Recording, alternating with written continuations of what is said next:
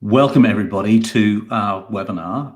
It is Wednesday the 30th of June. I'm really excited to be here today and to welcome Professor Pamela Hinds, who's joining us here from Stanford Online, and also Koichiro or Corey Kondo, who will be joining us a little bit later on from Dentsu. And we're here to talk a little bit about mastering the keys of a successful digital transformation. Now, of course, one of the ironies of that is that we're doing this using technology. So we're going to spend just a couple of moments thinking about how this works. So one of the very first things that I want to draw your attention to is that over on the right-hand side of your screen, you should see a panel which offers you chat, questions, polls, and people. So in the people tab, obviously, you can see who else is here with us today. If you use the questions area for any questions that you'd like to ask, we're going to have a Q&A session a little bit later on in the presentation. So as we get to that, please use that question area in there. The other really important area to think about is the polls area.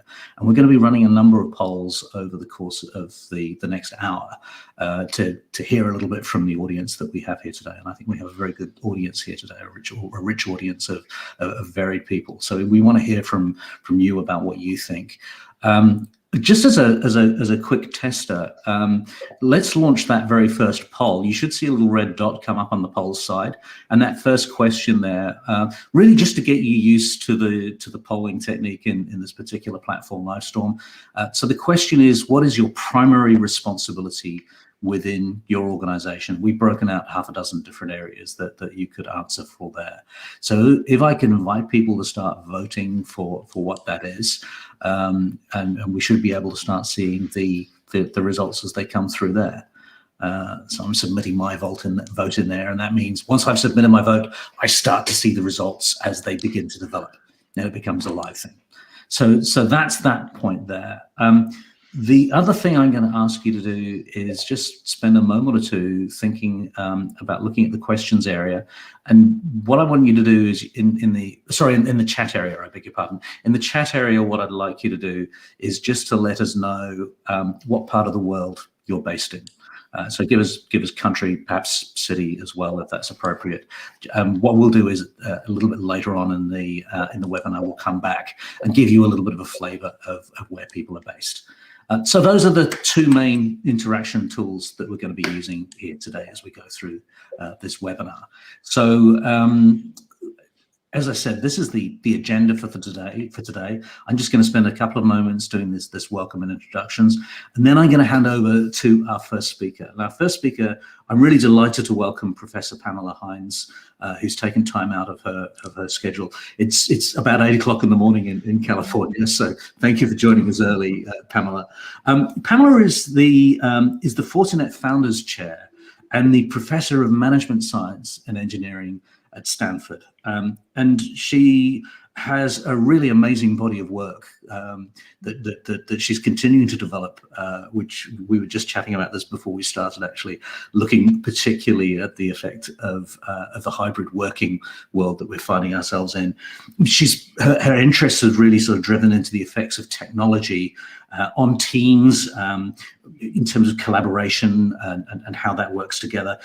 Really interesting sort of discussions around the culture, the language, identity, and how you resolve conflict in the emerging marketplace of work, the evolving world of work, and the changing nature of work, which is particularly relevant today as we get into this whole question of hybrid working, remote working, and all those kinds of things. Pamela has a presentation which I'm looking forward to hearing, which again is going to have you answering some questions in the poll. Pamela, I'd like to hand over to you, and I look forward to hearing your talk.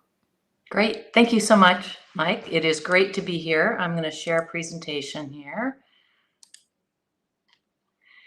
All right, so what I'm going to be talking about in the time that I've got here today is some of the foundations of successful digital transformation.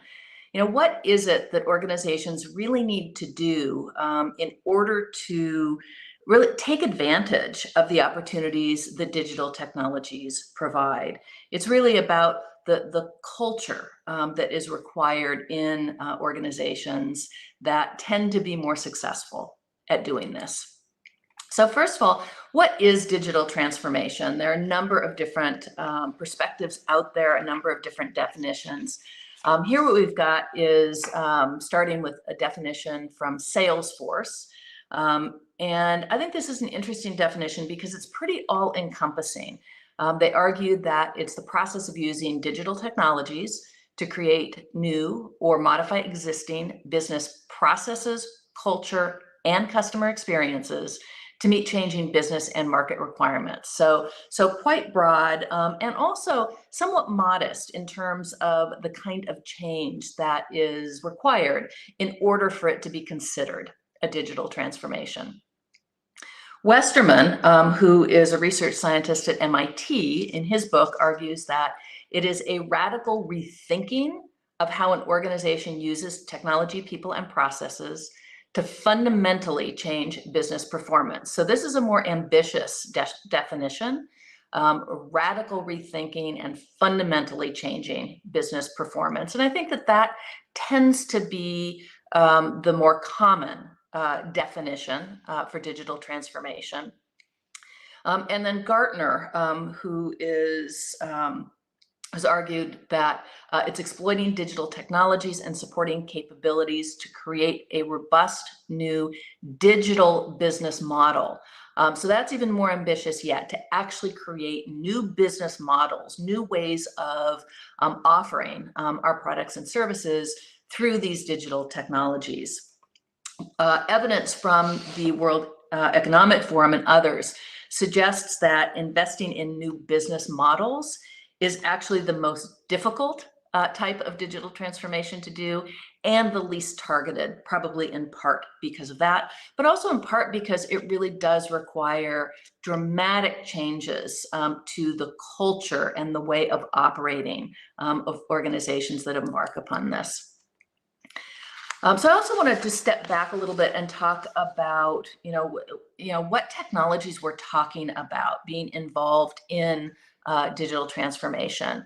One way that people talk about this is that these are disruptive technologies. They're emerging technologies, they're digital, but they have a disruptive kind of flavor because they're dramatically changing the way that we do something within our businesses.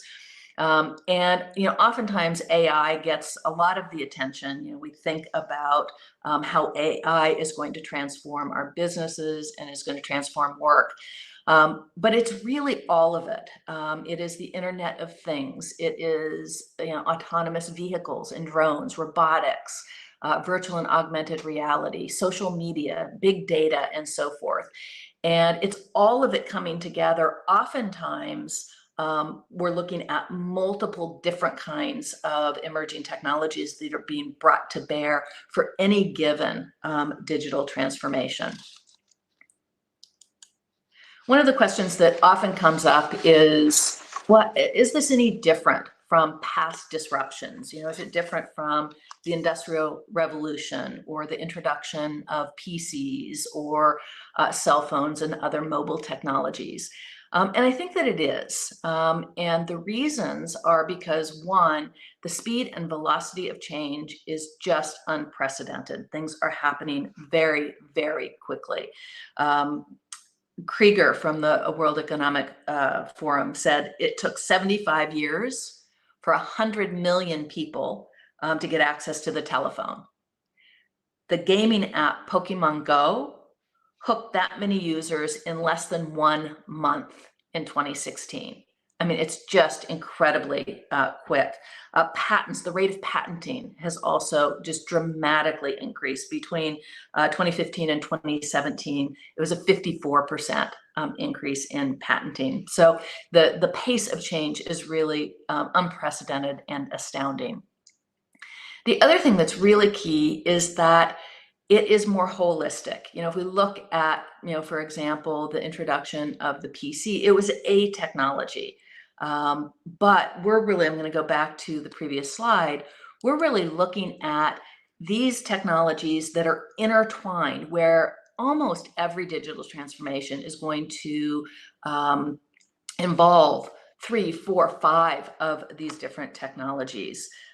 So for example, if we're looking at agricultural technologies, we might see, autonomous harvesters in the field, sensors that they are then interacting with, big data being collected through those autonomous vehicles that are in the fields.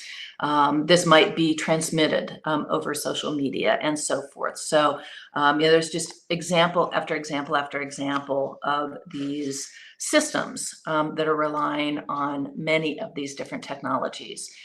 So it's just more holistic.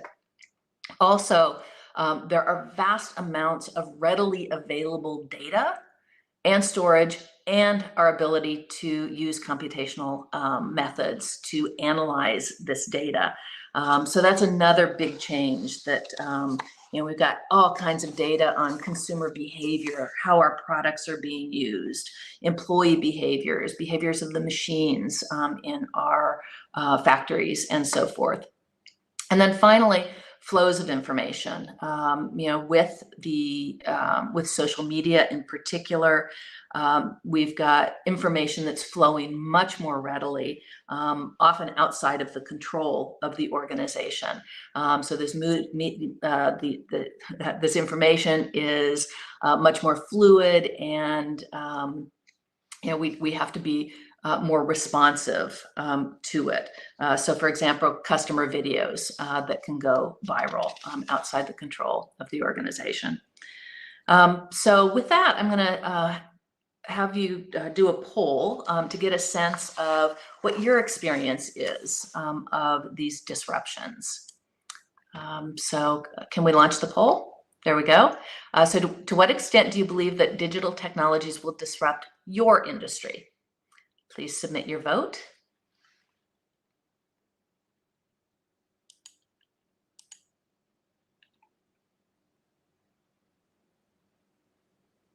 Okay, looks like we've got most of our responses in. Oh, a little bit more. Wait just another second or two. Okay, well, it looks like most of you believe that it's going to be a major disruption. This is the results of a study that was done by Kane and his colleagues in a book that they published in 2019 on digital transformation. And as you can see, you're actually pretty consistent. About 87% anticipated a great, either a great or a moderate extent of digital disruption in their industries. So I think that continues to hold true, that we're going to see disruptions across a variety of industries. And one of the things that we read again and again is that it's the industries that don't expect the disruption that are likely to find themselves in trouble. Okay, so another poll for you. Let's launch this poll. I'd like you to respond to the statement: my organization is adequately preparing for disruptions projected to occur in my industry due to digital trends.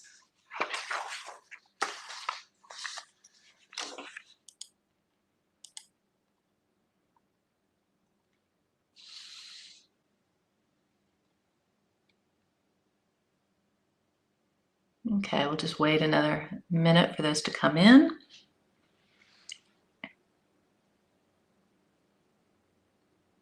Okay, good. So it looks like many people feel like their organizations are preparing and are adequately prepared. Some aren't quite sure, some disagree. It looks like there's quite a bit of confidence out there, which is very encouraging. Again, this is the study that was done by Kane and his colleagues in 2019. And I should have said earlier, this is a survey of about 4,000 leaders and employees in a variety of industries. And what they found was that only about 44% either agreed or strongly agreed. So it looks like from the poll here, those of you who are participating are a little bit more confident that your organizations are prepared. All right. I just wanted to point out here that it really ranges by industry. High tech tends to be more on top of things, not surprisingly, banking as well, because it's really been pushed in that industry. But, when you go down to pharmaceuticals, utilities, and so forth, the level of preparation is a little bit lower. All right, so now what does digital transformation or digital transforming look like? Well, one possibility is just increasing efficiencies within the organization. So for example, Siemens, a few years back, there was a write-up on them where they digitized a major electronics plant in Germany, and they got 75% of it automated, increased output by a factor of about 10, decreased defects, and increased speed. So that's example of using these new technologies to dramatically increase the efficiency of an organization. Another is to change the customer experience, really provide new kinds of products and services that change the way that customers engage with your organization. Marriott hotel chain is known for the efforts they're putting into digital transformation. And what they've done is they've tried to personalize the entire travel journey using extensive customer data that they're collecting. And even in some of their hotels, some AI-powered bots that interact with the customers. And this has resulted for them in an increase in customer loyalty and also market share. Digital transformation can also look like just doing business differently, changing the business models. And one of the hopes is that industries and organizations will be able to do that by disrupting from within instead of waiting for somebody like Uber or Airbnb to come and do that disruption from outside the organization. Another element that really characterizes digital transformation is continual innovation. This is an effort that is not, there's no end point. We can't stand still. It really requires a constant state of experimentation and innovation. And importantly, there's no end goal. It is dynamic. And that's why I've got up there, I don't think of it as digital transformation. I think of it as digital transforming. It's actually having an organization, having a culture that is prepared to constantly look for opportunities to transform what it is they're doing. All right, so one additional poll. From your perspective, what are the key success factors for digitally transforming?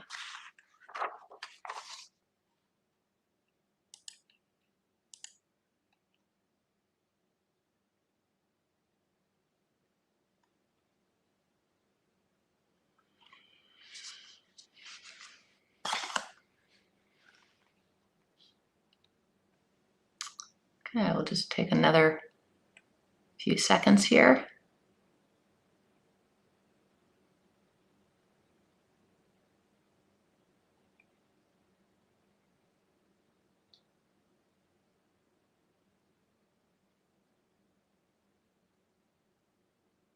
Okay, great.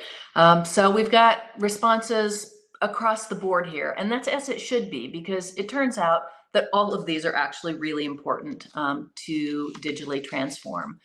One of the things I want to point out, though, is that oftentimes what gets the most attention is access to digital talent and adequate technology infrastructure. And in fact, let's see, those are relatively low. Yep, adequate technology infrastructure is pretty low. Access to digital talent, mid-range.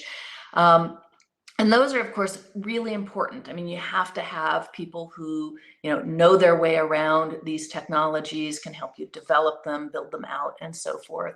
And having the architecture within your organization is also critically important. But oftentimes we over-rotate on those and forget about some of these more cultural elements, if you will. Having a clear vision and strategy, making sure that, we know where we are headed as an organization, and we are aligned in doing that. Having a digital culture that is agile, willing to take risks, and experiment. Having a nimble organizational structure.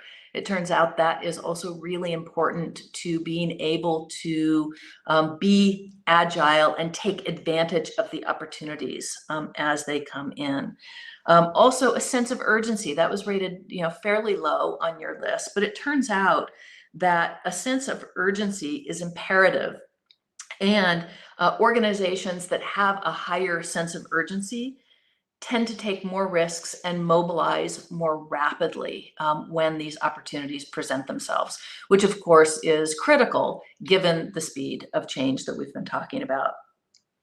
And then also bold leadership is extremely important because we need to be able to have this clear vision. We need to be able to act rapidly when opportunities present themselves.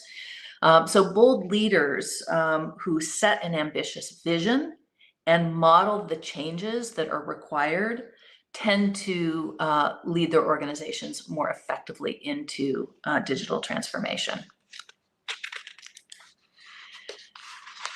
Okay, so one of the things that I hope you'll take away from my comments today is that it isn't as much about the technology as we might think that it is. I mean, again, the technology is absolutely crucial. None of this would be happening without the technology.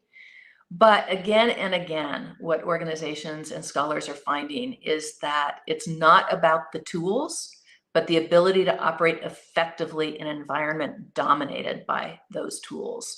I really like what Caitlin from McKinsey Quarterly says, while the technical capabilities are crucial, a strong and adaptive culture can help make up for the lack of them.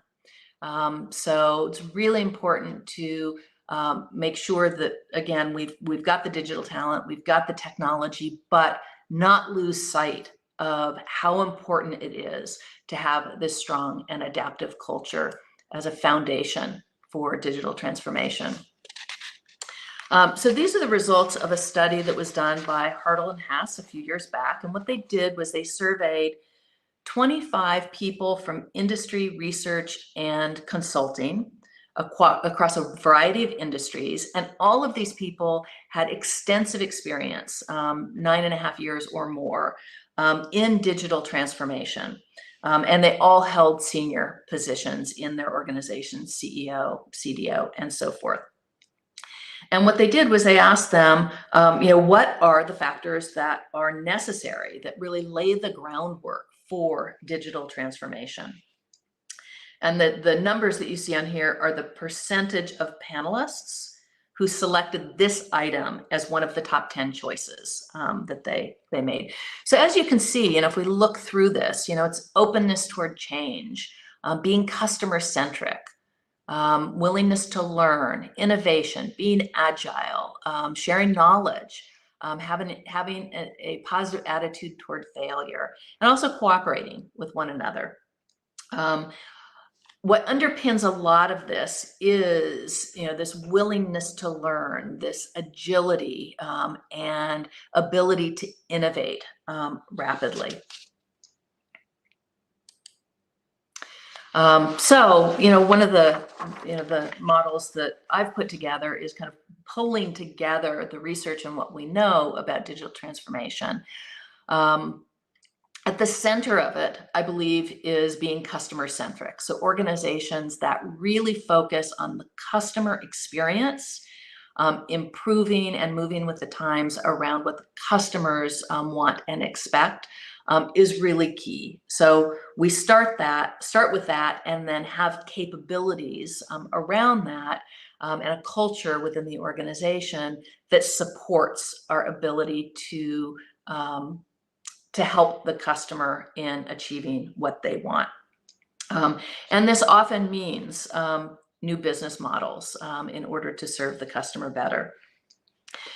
So then we have, in support of this, voracious learning. So really having an organization that focuses on learning new things, figuring out what might be possible, experimenting as a way of learning. So it's focused not so much on what people know, but what people can discover through processes within the organization. So rather than an expert kind of culture where we've got people who know and people who don't know, we're focused on having people who are really all about learning whatever it is they need to learn in a given moment. Another aspect is unbounded collaboration. Really working together with other people within the organization, but also outside of the bounds of the organization in order to move as swiftly as we need to and bring in the expertise that's required to solve some of these really complex problems. It's also important that the culture be one that has an appetite for risk. Really willing to take chances, try new things, again, experiment with new things in order to try things out, and very importantly, learn from that process and learn from any failures. So, an organization that really focuses on taking chances, but then learning from anything that goes wrong or perhaps even right. And then finally, being nimble and fast. And I've referred to that a couple of times over the course of my comments, but it's just really critical that organizations be able to move quickly to identify these opportunities and to act on these opportunities. And part of this is being able to, reorganize at a moment's notice in order to pull together the right people to take advantage of an opportunity. So with that, I'm just going to wrap up. The key points for today are that digital transforming is radical and ongoing. We have to rethink how we employ technology, people, and processes to fundamentally change how we're doing business and what the experience is of our customers. And if we have a culture, a foundation that supports that, we will be much more likely as organizations to be successful at identifying and taking advantage of these opportunities. So with that, I will turn it over to Mike.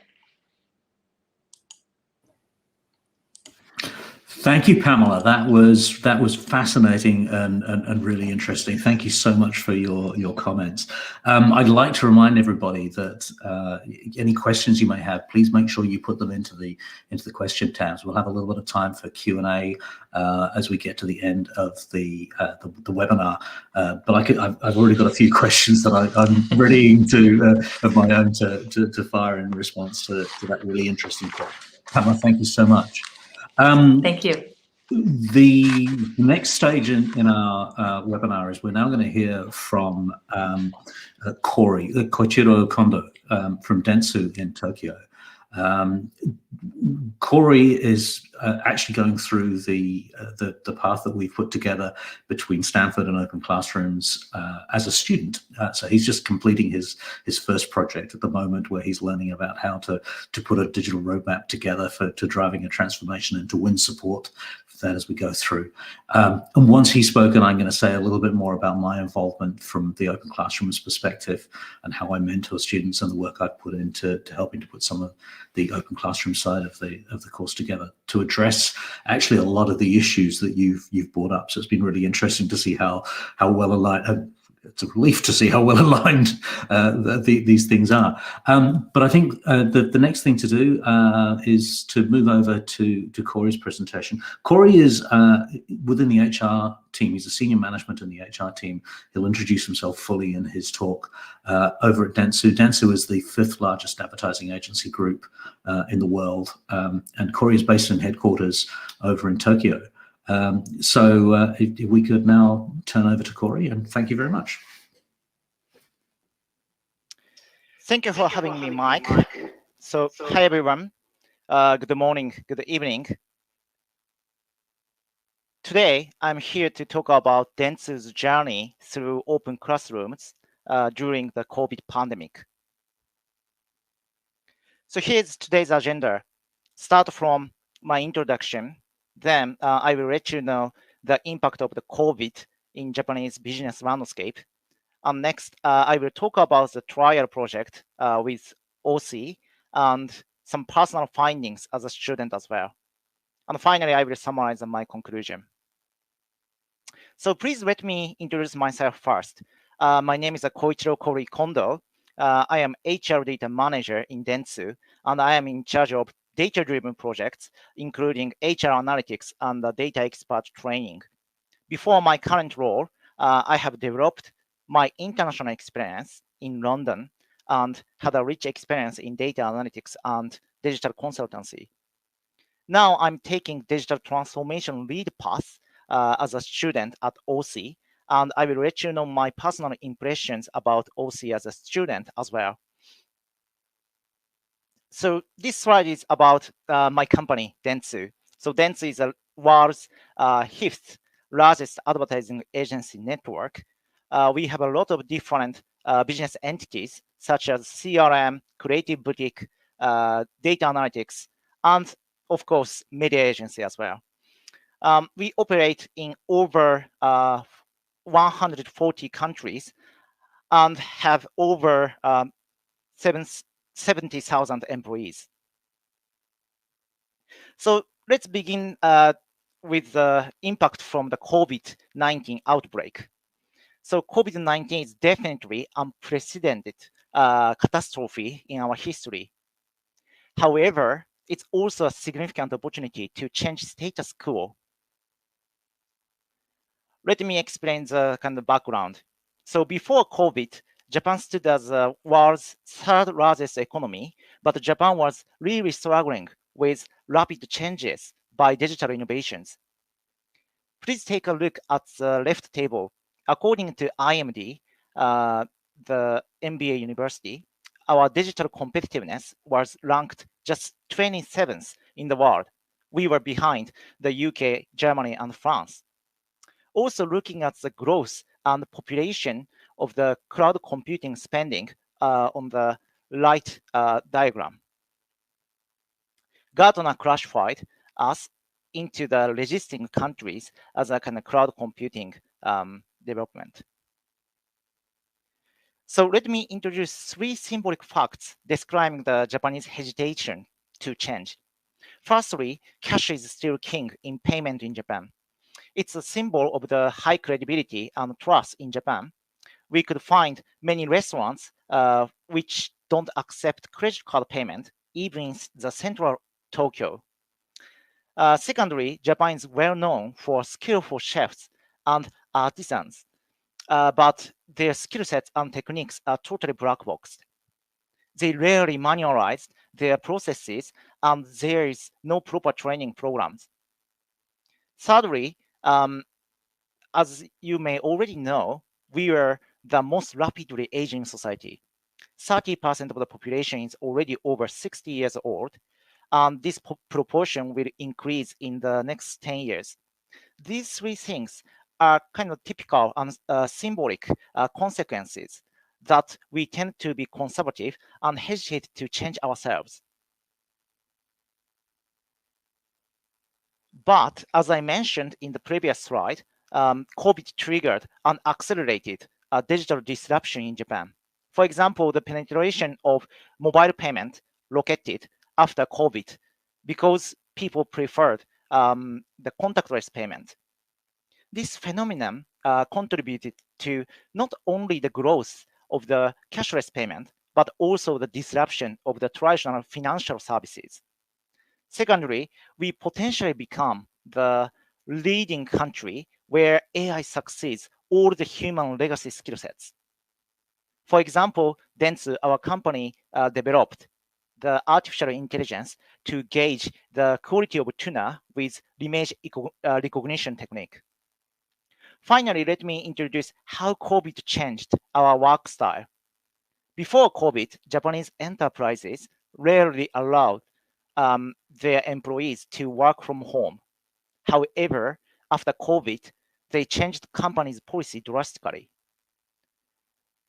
For example, Zoom announced Japan is the fastest growing market in Asia in 2020. In order to leverage this precious opportunity, we need to overcome some Japanese specific human resource issues as well. So our society has strong lifetime employment culture and low labor flexibility. So unlike Western countries, replacing employees with newcomers by mass layoffs, it doesn't work in Japan. We train existing employees and transform them into new workforce are vital for Japanese company. So then let me move on to talking about how Dentsu tackle this challenge. Firstly, we need to retrain experienced advertising employees into a new field leaders. That's a digital transformation experts. Secondly, even in the midst of pandemic, we need to nurture global leaders. Then we need to fully leverage online programs and give them opportunities to collaborate with international talents. Thirdly, as I said, Japanese society is the most aging society.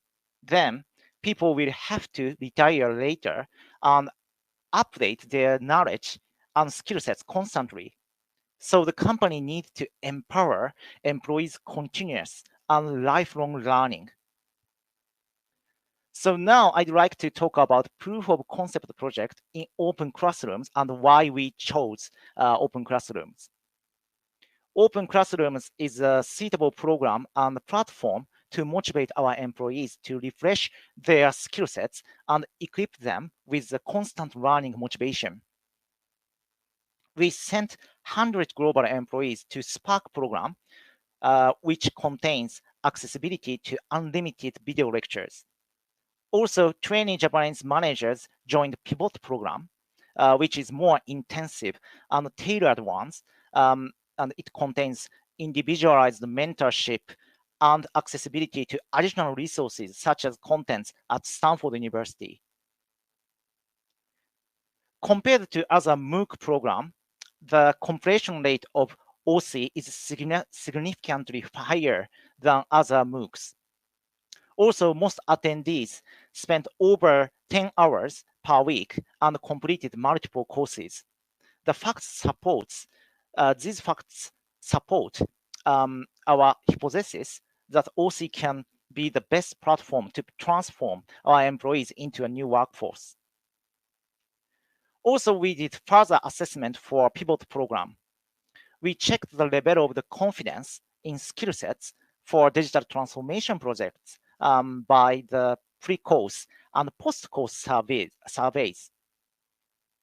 There are 4 different skill sets: analyze data, implement a strategy, establish data-driven culture, and design roadmap.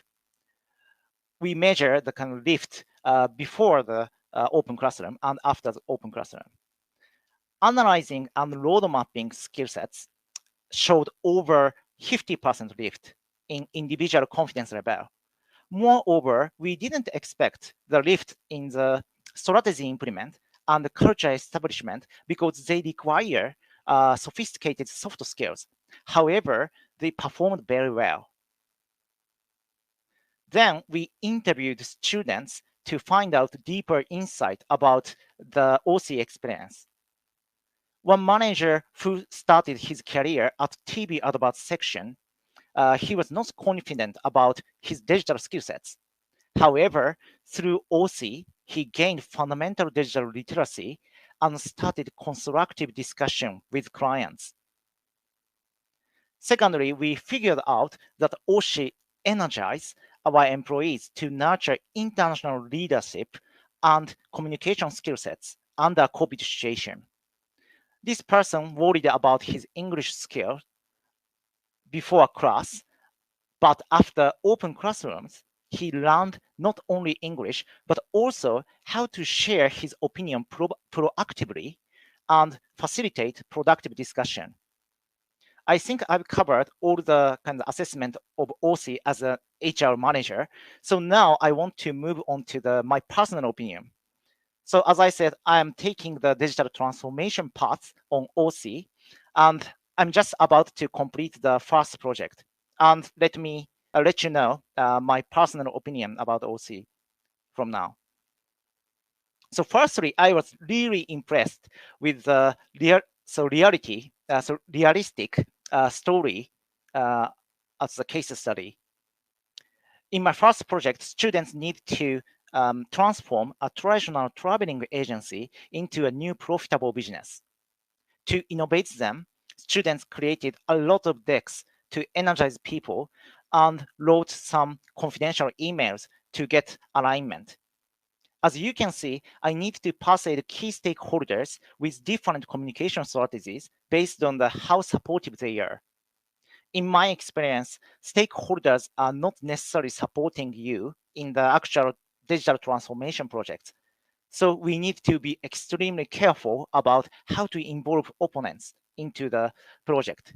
So these realistic scenarios will expand the students' imagination and give them a more practical experience.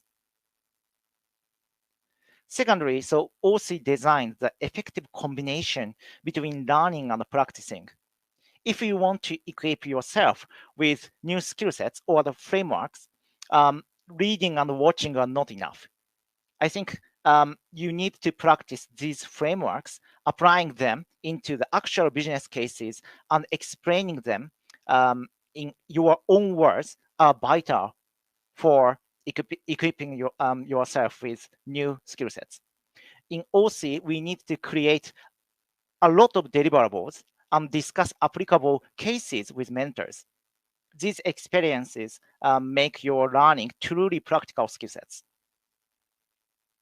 And through OC, I realized the power of collaborative discussion with diverse members. My mentor is French, so we discuss a lot about local innovation in Europe and Asia, respectively. The program at Stanford introduced global case study, and we can easily identify globally consistent theories in digital innovation. Through this diverse information, I can realize where we should globalize and localize in digital transformation. That brings us to the end of my presentation. Here's a summary of today's presentation. I talked through 3 points. So my company's challenge, the value of open classrooms as a company, HR, and as individual student. Thank you for listening. It was a pleasure being here today.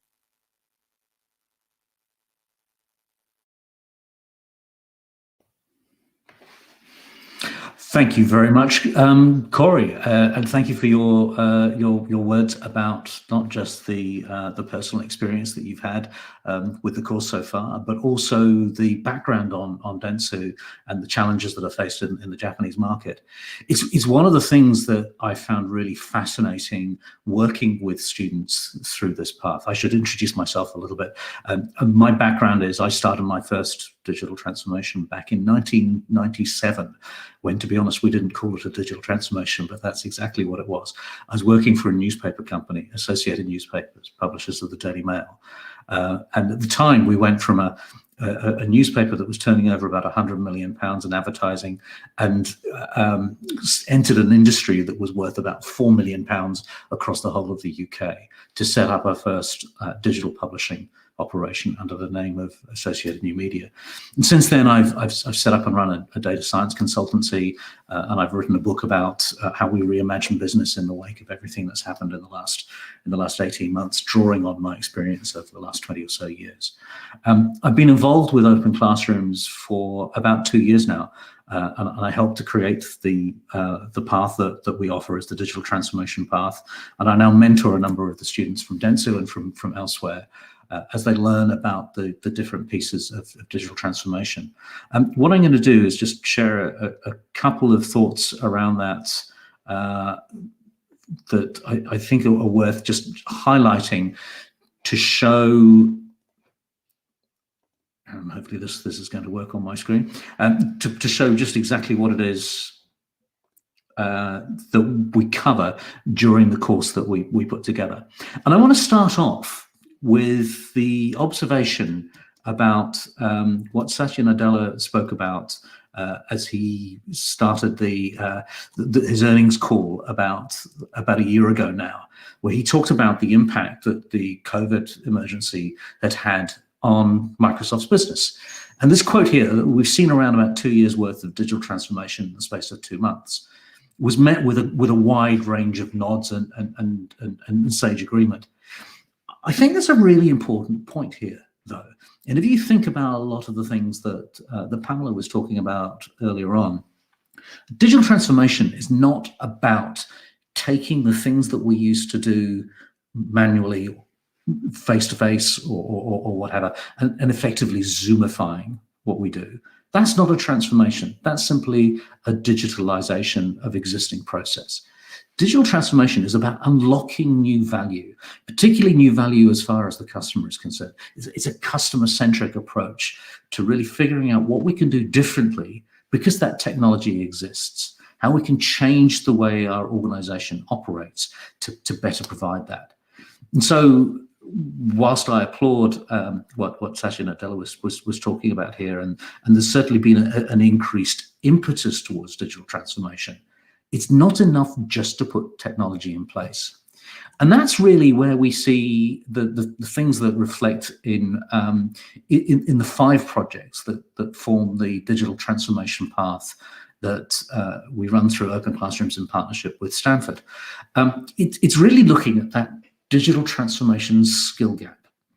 Now, again, Pamela mentioned earlier on, part of that skill gap is around the technologists and the architecture that lead through, but it's as much about the human side of it, the cultural side of transformation that we need to make sure that we're getting right as well. That skill gap exists at the very most senior level of the organization. It exists from the board right down through every level within the organization. And that's really what the path is designed to try and address. So there are 5 projects in here. I've just given you a snapshot of what they're all about, but they each focus on a slightly different element of what digital transformation is. The first project, which is the one that Corey was just completing as he spoke to us, is around Business Travel Experts, which is a fictional company, but they are seeing a decline in their revenue because they're being digitally disrupted. So the first project is about how do you actually get your transformation program designed, how do you get that roadmap set up, and how do you sell it in to the leadership team and to the board. So that's the first stage of a transformation program.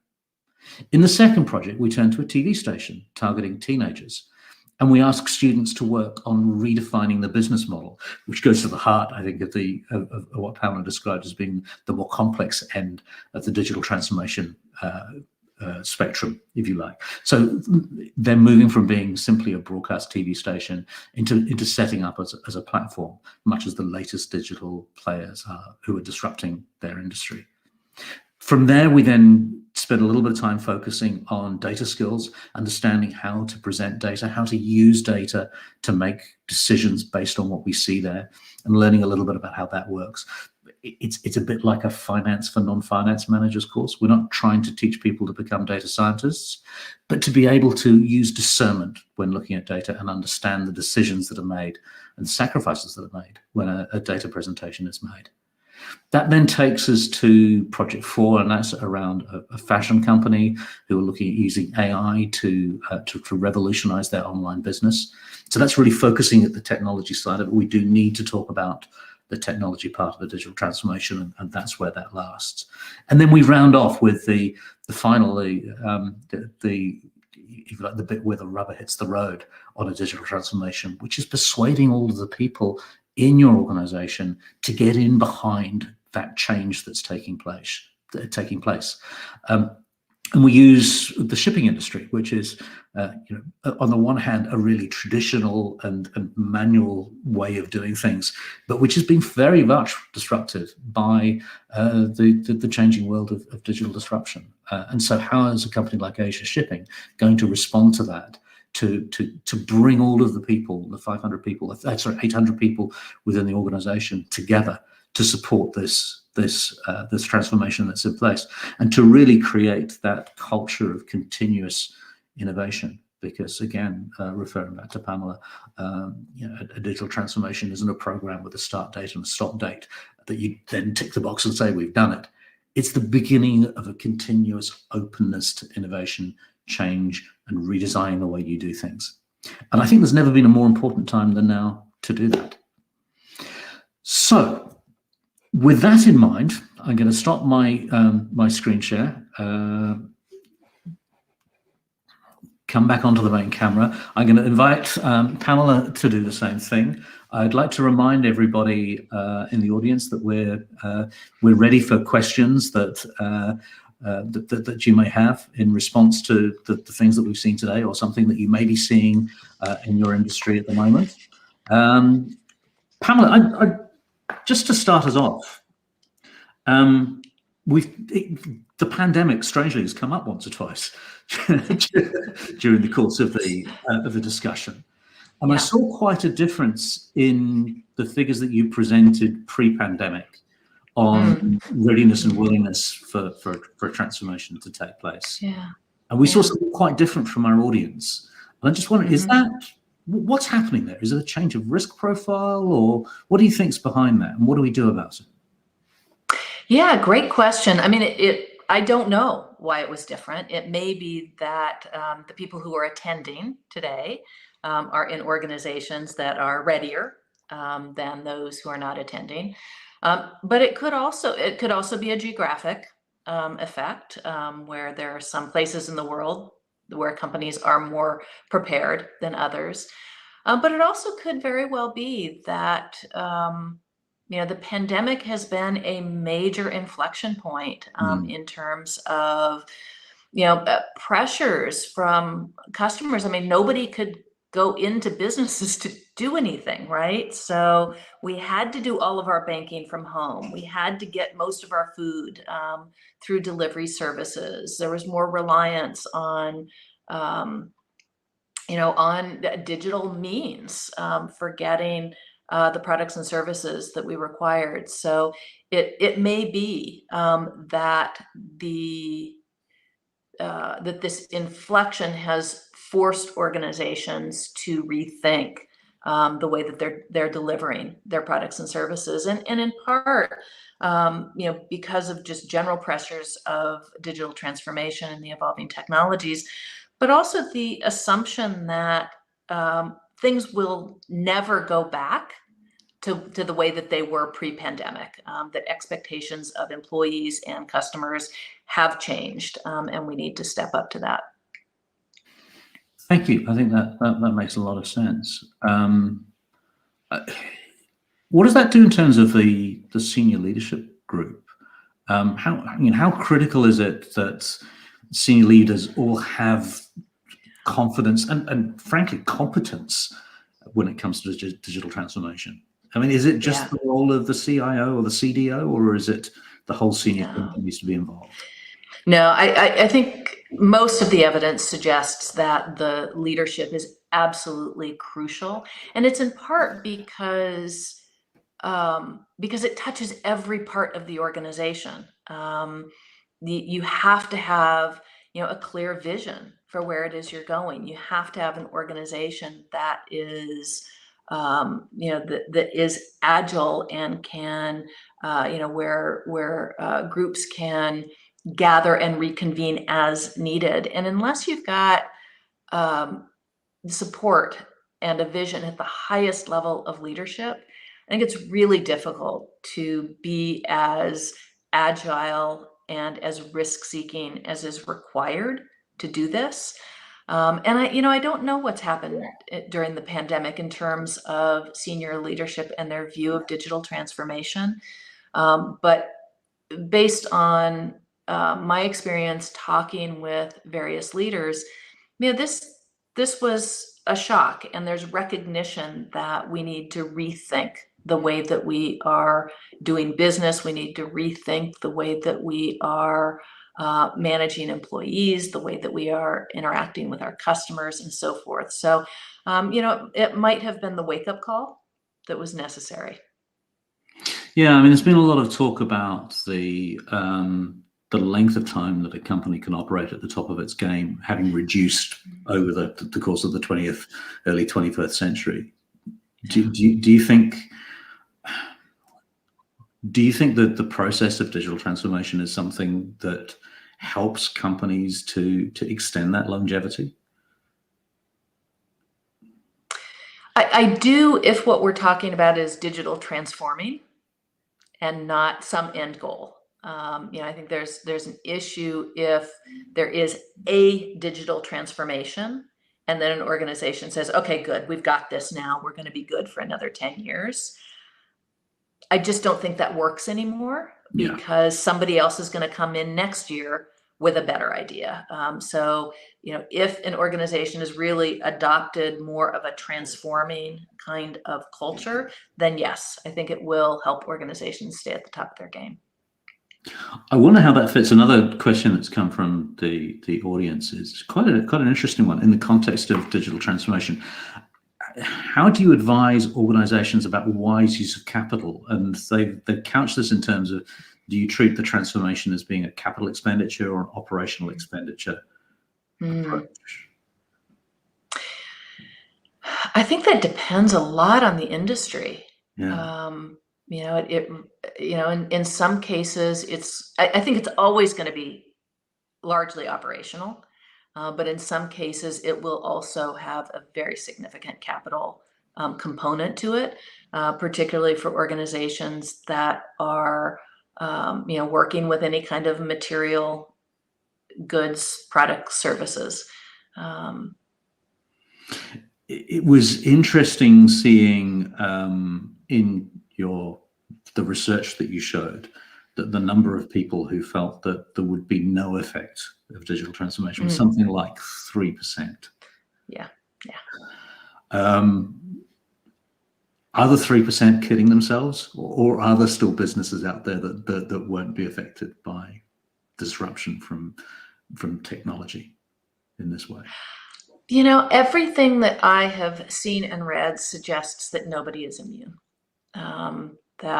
Who would have thought that the taxi industry would have been completely upended by the likes of Uber and other ride-sharing services? I think oftentimes these disruptions are going to come from places that we just don't anticipate, which is why they're able to have the foothold that they do. One question that's come up, which I think is an interesting one, you've talked about the transformation being a continuous long-term process. One of our audience members has asked, do we need to focus on some small wins first? Suggested VR as a place to focus on. Are there any particular places that you'd go looking for those quick wins? Yeah. Oh, small wins are so important in any kind of change effort or transformation effort, like digital transformation, for a variety of reasons. One is small wins enable you to build confidence in the organization that what you're doing makes sense. So it's a way of experimenting. But it also, allows you to see change over time. Where it can take so long to have a huge transformation program that has many, many different elements, and you can sort of miss the opportunity as a result of doing that. Whereas, if you focus on the small wins, it can be very powerful. I think the place for the small wins is, obviously you want the focus on any efforts to be the highest leverage opportunities where you're going to be able to see, the most important changes for the business. But at the same time, you also want the small wins to happen in a part of your organization that is ripe for doing this, that actually has the digital culture that we talked about earlier, so that they can in fact be successful. I would say probably the ability to be successful in these small wins is more important than the impact of what it is that is being done, because it's we have to see the wins. Yeah, that makes sense. It's familiar to me. I remember starting a couple of years ago on a good couple of years ago on a transformation project, and saying to the chairman, "It's going to take us 2 years before we really see any benefit." And I bumped into him in the corridor about 3 weeks later, and he said, "So what have you got to show for me?" And it's like, "Well, I've got this," because I kind of foresaw it was going to happen. But it's amazing how, however well you structure expectations, this is a long-term thing that's going to pay back over time. People still want that immediacy to show that they've made the right decision, don't they? Right, right. Well, and things change so quickly in our environment these days that if we're planning something for 2, 3, 5 years out, who knows what the world's going to be like in 5 years, right? Absolutely. So Absolutely. So having something that builds but allows for more immediate successes, I think is really key. And speaking of immediate successes, I noticed that the time has ticked past the hour. Yes. So, Pamela, I'd like to thank you very, very much on behalf of our audience, on behalf of Open Classrooms, and on behalf of Dentsu. I also like to thank Corey for his time today. We're going to wrap this webinar up now. Please, anybody who wants to keep talking, please continue talking in the chat area. But Pamela, it's been an absolute pleasure. Thank you very much for your time today. Thank you. It's been great to be here, and I appreciate the invitation. Thank you very much. Talk later. All right. I look forward to it. Thanks.